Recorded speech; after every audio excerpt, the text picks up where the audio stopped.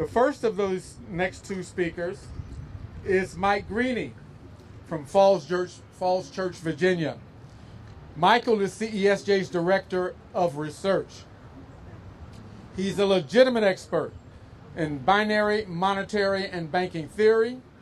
He is the author of Supporting Life, the Case for a Pro-Life Economic Agenda. His previous works include In Defense of Human Dignity, as well as more than 300 articles covering economic and financial history and analysis. You can see Michael's work on our website. He also has a blog that I'll let him tell you about. Please welcome Brother Mike to the mic. Now I can give my carefully prepared, spontaneous talk here. As Bob mentioned, I do have a blog where I post this sort of thing every day, but that's not what I'm going to talk about. I'm going to be very brief, since the prior speakers have given so much and so well.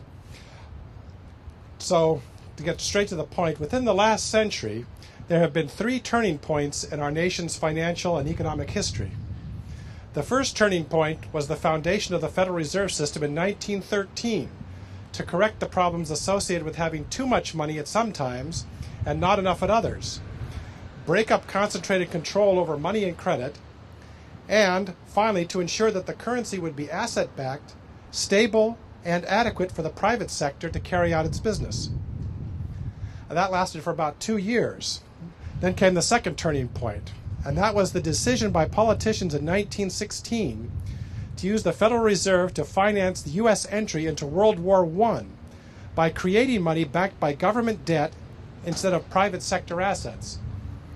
This was because the alternative to debt financing for the war was to raise taxes, and it is easier for a politician to use the so-called hidden tax of inflation rather than direct taxation to finance government expenditures.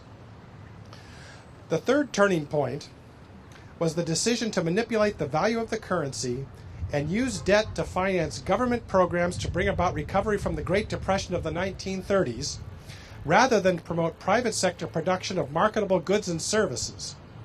Since the 1930s, then, the Federal Reserve has not provided money and credit to the private sector except on an emergency basis, restricting its power to creating currency and demand deposits almost exclusively to finance federal deficit spending. Therefore, at this time in history, we face a fourth turning point, whether to, 1, continue as we are, which is clearly not a good thing to do, 2, destroy the existing system and shut down the Federal Reserve, concentrating all control over money and credit in the hands of the government, or 3, return the Federal Reserve to its original purpose of providing a stable currency and adequate credit for private sector economic growth and development, but adding the requirement that all credit must be extended in ways that create new owners of capital rather than simply making the rich richer. Thus, the whole thrust of all this activity here is to pass a Capital Homestead Act by 2012, which would be the sesquicentennial, the 150th anniversary of the original Homestead Act of 1862, just as earlier this week we celebrated, if that's the right word, the beginning of the Civil War to free the chattel slaves 150 years ago. We can now free the wage slaves.